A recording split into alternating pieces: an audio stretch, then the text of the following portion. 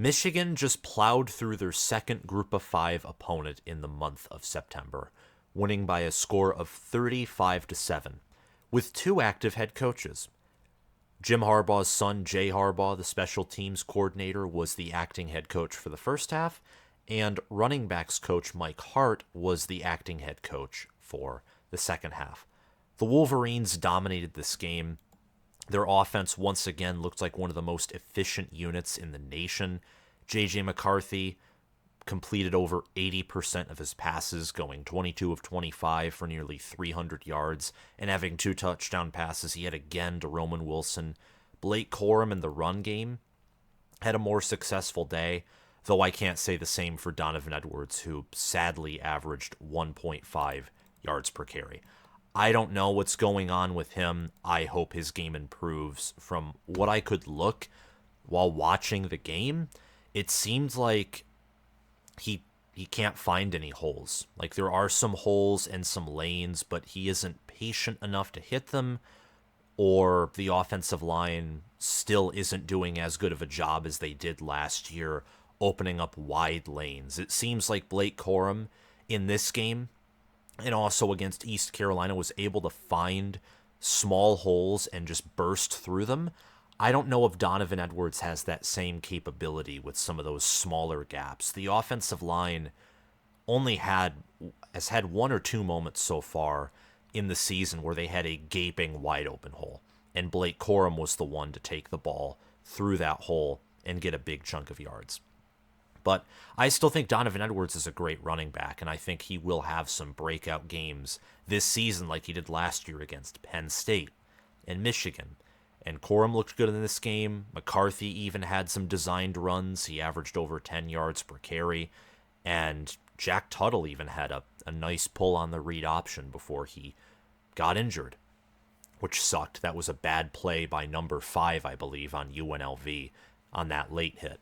But Michigan dominated their opponent. There's not much to talk about in regards to this game because if you watched, Michigan controlled from start to finish.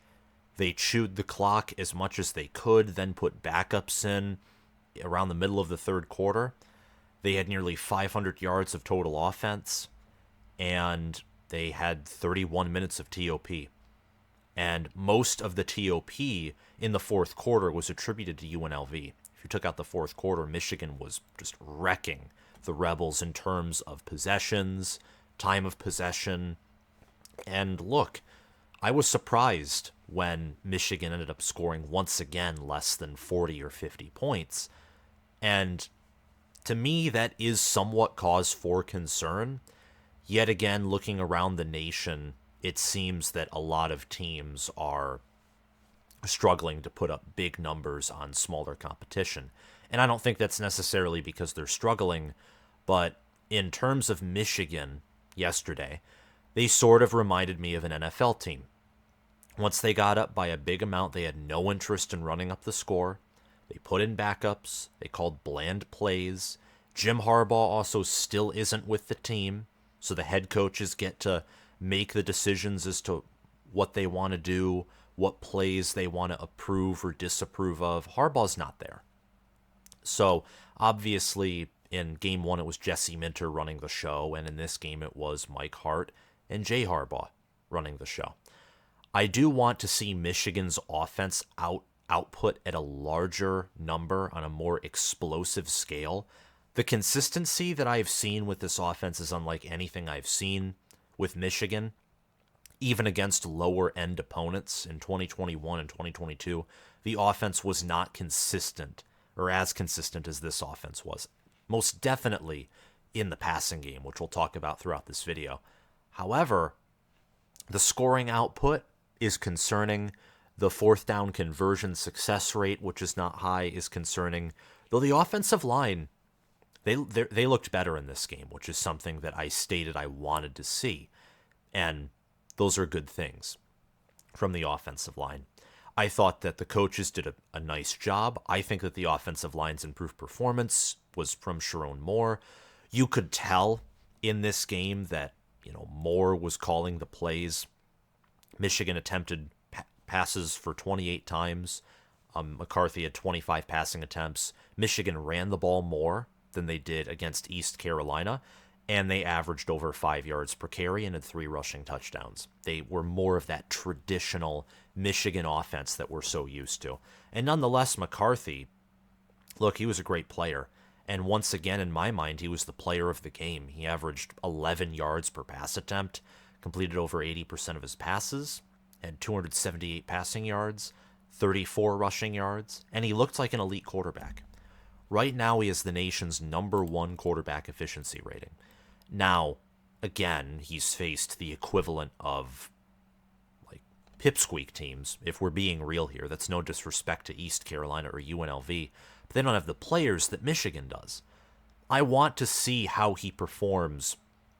Who cares about Penn State and Ohio State? That's way far down the line. I want to see how he does against Nebraska's secondary, against Minnesota's secondary, that back-to-back road trips.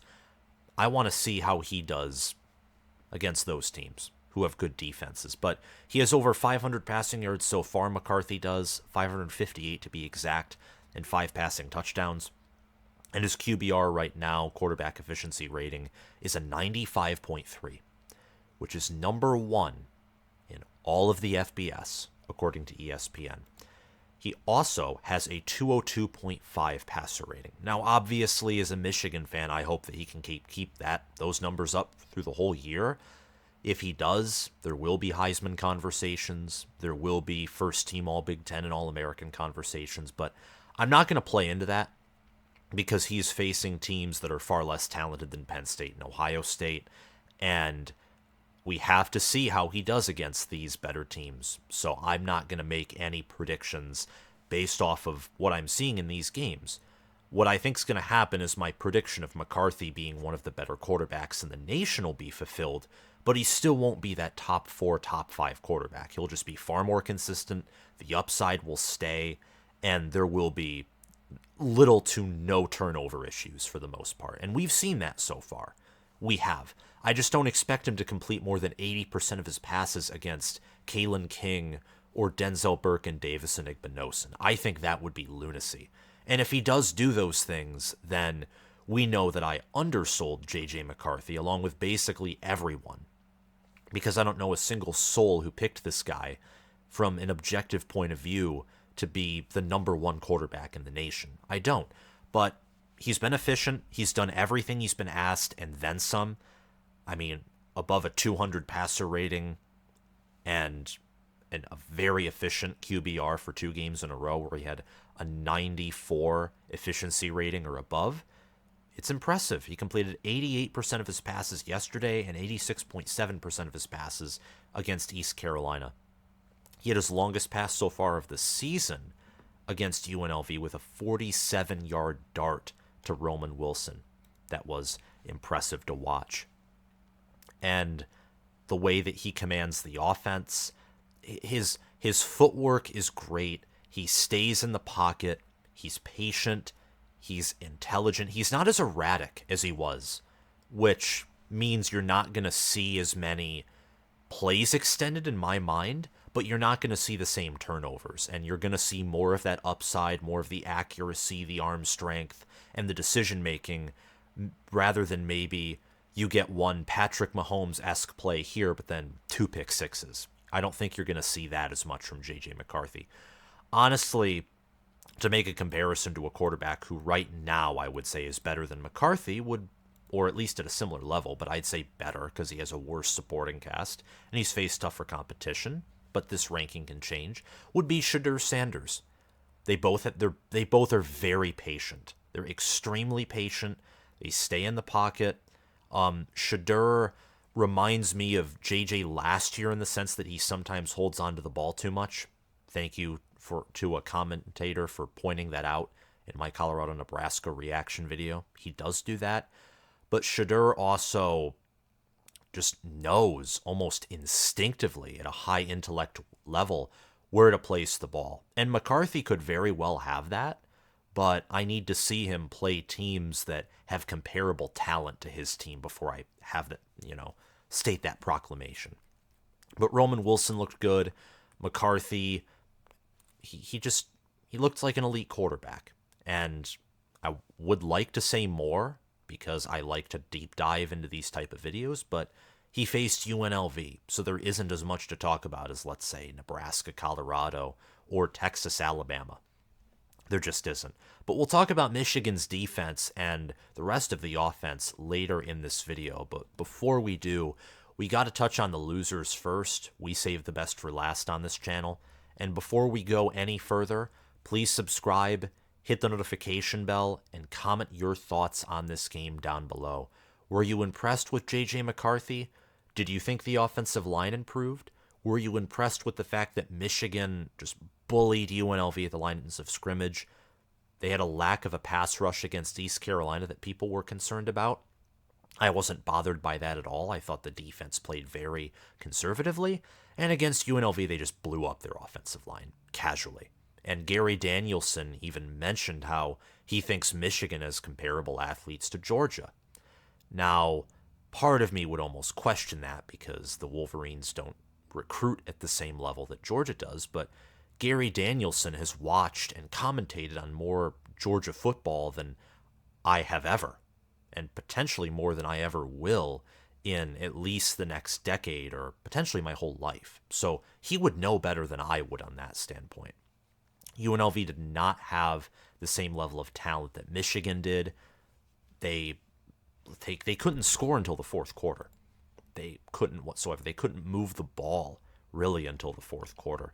Doug Brumfield, he had 100 passing yards, and he also had negative 11 rushing yards. He did have moments where he scrambled, but Michigan had 5 sacks, 10 tackles for loss, 3 passes defended. Michigan didn't force any turnovers. UNLV did fumble. Vincent Davis Jr. did, but it was recovered by UNLV. The Rebels did get a pick, though, off of Davis Warren, and they also showcased Jaden Maeva, the backup quarterback, who played a much better game than Doug Brumfield did, in my opinion, going 5 of 7 for 68 yards. UNLV's run game, they only had 61 rushing yards.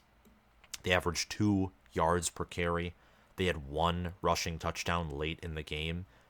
That was by Jordan Young Humphrey. He had a 20-yard rushing touchdown of 20 against backups, and that was on a 9-play, 81-yard, 5 minutes and 34 seconds drive by the Rebels.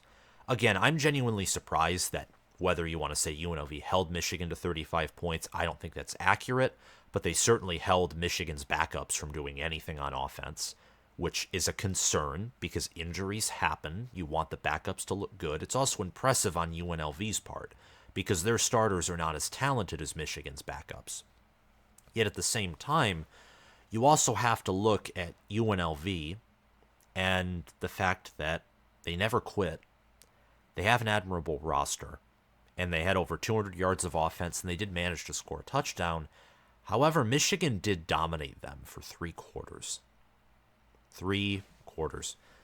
And Michigan, in my mind, along with a team like Georgia, those 2 teams are really standing out to me. I need to watch more Georgia. I've just watched a few highlights here and there.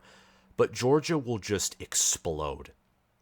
They'll explode out of nowhere. Especially, they'll start slow, then they'll explode in the middle and late portions of the game and then cool back down.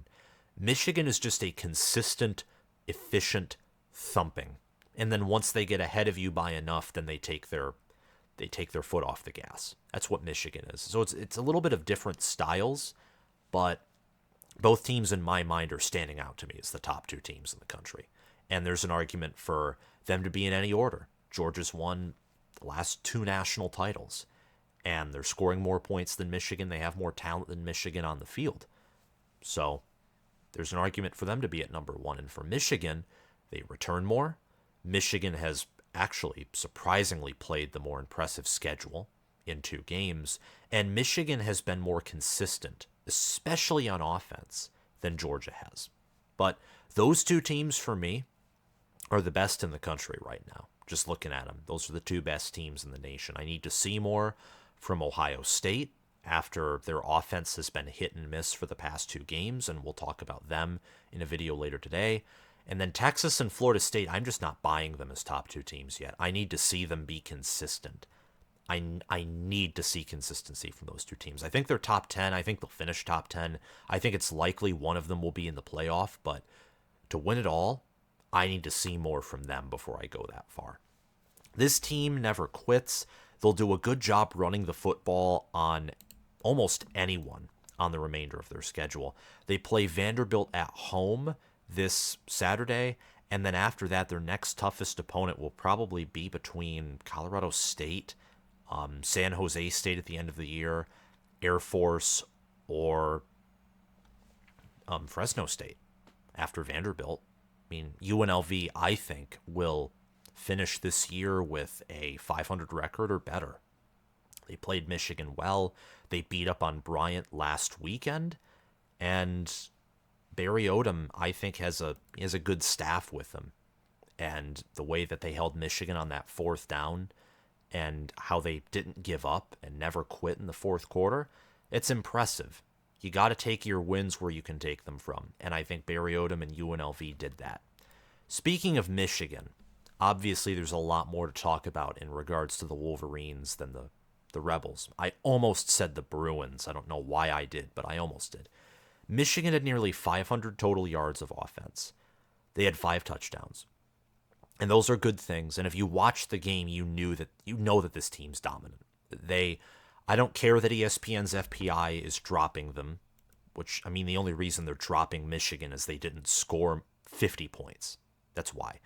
FPI is kind of like a point spread calculator / power ranking system, which means teams are rewarded by the index for scoring more points.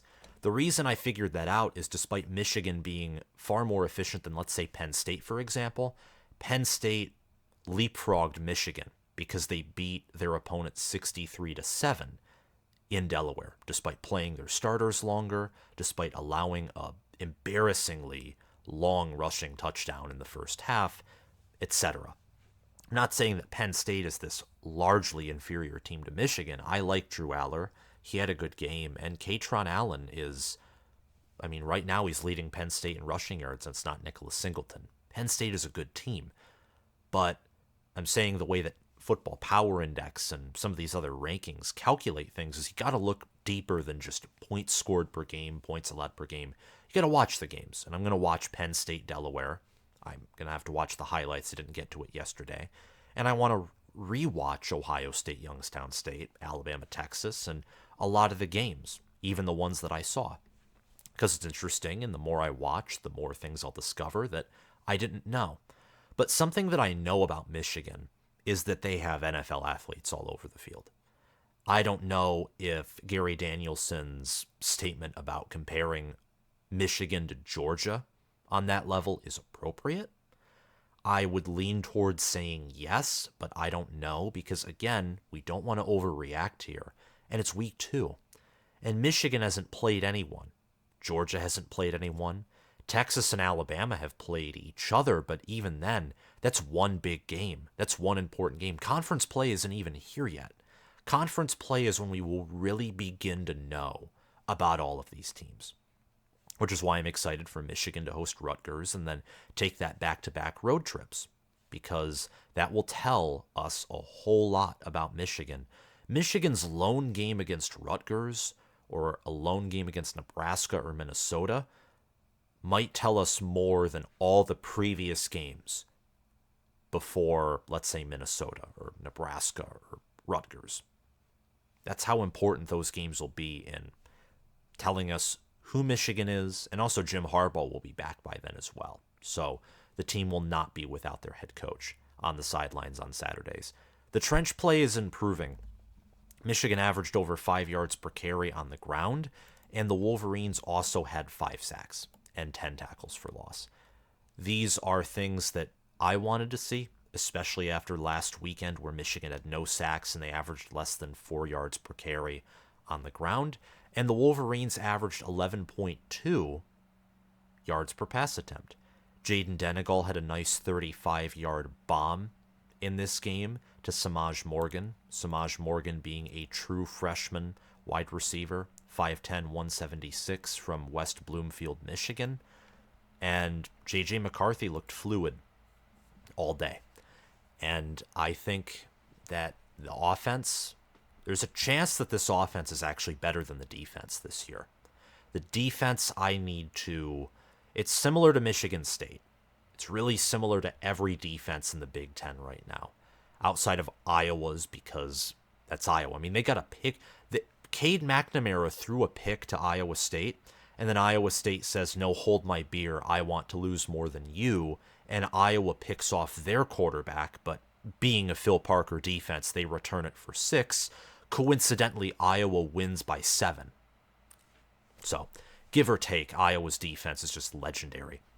And Nebraska's defense, I think, is proven, whether it's just a good or above average defense or a great near elite defense, we'll figure out.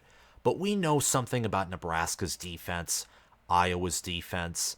Wisconsin's defense, I think, is in repair mode after seeing what Washington State did to them last night. But for most of these Big Ten defenses, we do have a lot to learn. For Michigan, they have talent. They have speed. Their secondary is awesome. I mean, in the past 2 games, it seems like Michigan's run defense has improved compared to previous years, but I'd argue the pass defense is still a step ahead. And linebacker play is doing well. Ernest Hausman has been active in both games. Jalen Harrell and Kenneth Grant each had 1.5 sacks yesterday. Also, Braden McGregor got involved. Mason Graham, Chris Jenkins. Michigan just had a really good day in the trenches. On the offensive line as well, there were two of Corum's rushing touchdowns. The offensive line just powered through, and they were standing up in the end zone with Corum. So they have a push, especially on that interior. From what I could tell, maybe I'm wrong, I don't think Michigan performed that well running on the outside. There were some plays where they attempted to get Colston Loveland and Donovan Edwards the ball on end-arounds, which was interesting. But I think Michigan's trying to do new things, trying to spread out their opponents. One thing about the Wolverines offense that I love is their third down conversion efficiency. 7 of 12. And ultimately, it was more successful than that, if you really think about it, just factoring in starters. So, third down efficiency, great. Fourth down efficiency is something that I want to see improvement at in the future. The Wolverines continue to dominate on offense and defense, and this is just another game and another example of Michigan rolling through a weak opponent. We'll have to see how legitimate this team is when they play a legitimate opponent, a team that can match up with them, or a conference road game against a team not named Northwestern or Indiana or Rutgers or Maryland for that matter, someone better than those teams, even though Maryland could end up being a challenge maybe at the end of the year. I think Nebraska, Minnesota might have some athletes defensively to slow down this offense, but realistically, Penn State and Ohio State, and you can never forget the rivalry game with Michigan State, those 3 are the teams where we're going to find out who Michigan football is. So I'm excited for the rest of the college football season. Yesterday, there were tons of upsets. Washington State over Wisconsin, Miami over Texas A&M, Texas over Alabama, and there are definitely more that I'm just not remembering off of the top of my head. Oh, also Tennessee struggling with Austin Peay. So college football is chaos. To me, it seems like the only teams right now that are like consistent or that scream consistency to me are Georgia and Michigan. Washington, I want to see them play Michigan State before I put them in this elite category, but currently, and you'll see this in my top 25 video, I am higher on Washington now than I was even in the preseason, and I was much higher on Washington in the preseason than most pundits and analysts were. Before we end this video, thank you to my patrons, Spencer Bringhurst, my All-American patron, and Will Loftus, Gabriel Callender, Roaming Gnome, and Matthew Sale, my all-conference patrons. Thank you so much for supporting this channel. It means a lot to me. And check out my Patreon page down through the link in the description below. And comment your thoughts on this game. Tell me what you think. Tell me some games that you want me to cover for this week. I won't be able to get to all of them, of course. I'm busy. My schedule's packed, and I plan most things out per week. But I think I can fit in a game that you all want me to cover in particular. I think I can fit at least one of those in. So let me know what that game is, whether it's Big Ten or not, down in the comments section below. Remember to subscribe, like this video, and hit the notification bell so you can get notified when I post more content. Thank you all for watching, and I'll see you around. Bye-bye.